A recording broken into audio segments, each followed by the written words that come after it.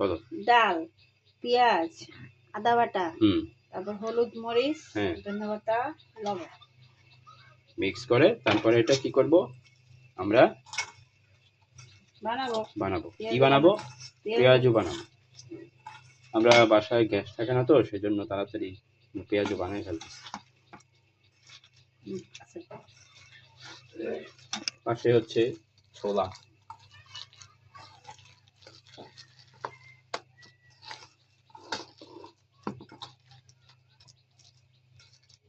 ছোলা, পেঁয়াজ কুচি।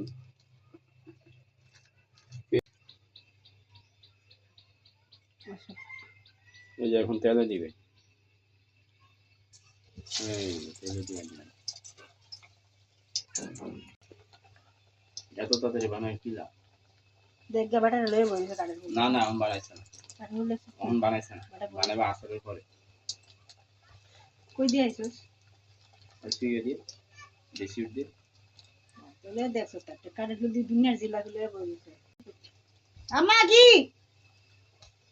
কর করে কারণ মনে কি তাহলে আজকে না খেয়ে সবাই রোজা রাখছে।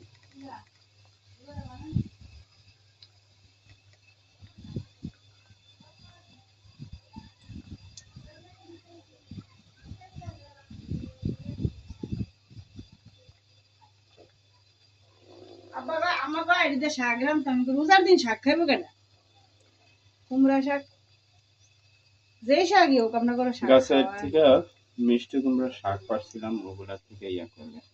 কইছে রান্না করছে ওই যে মিষ্টি কুমড়ার শাক আমাদের গাছের। মাছ দিয়ে তো মিষ্টি কুমড়া মাছ দিয়ে তরকারি, আমার গাছের শাক। আমরা গাছ লাগাইছি, আমি গাছ লাগাইছিলাম মিষ্টি কুমড়ার গাছ, ওখান থেকে এগুলো অনেক এক ডেক হয়েছে।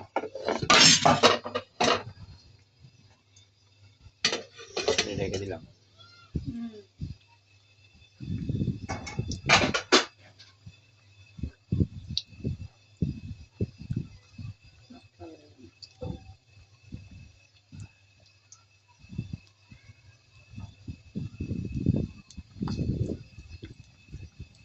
পেঁয়াজ আছে না ওটা দিয়ে একটু পেশে পিসা দিলে পেঁয়াজটা দাঁড়ায় থাকে ইয়া মানে রুম এরকম ইয়ে হয়ে থাকে না পুরোপুরি বাইসা থাকে না শিলপাটা দিয়ে একটু পিসা দিলে ভালো।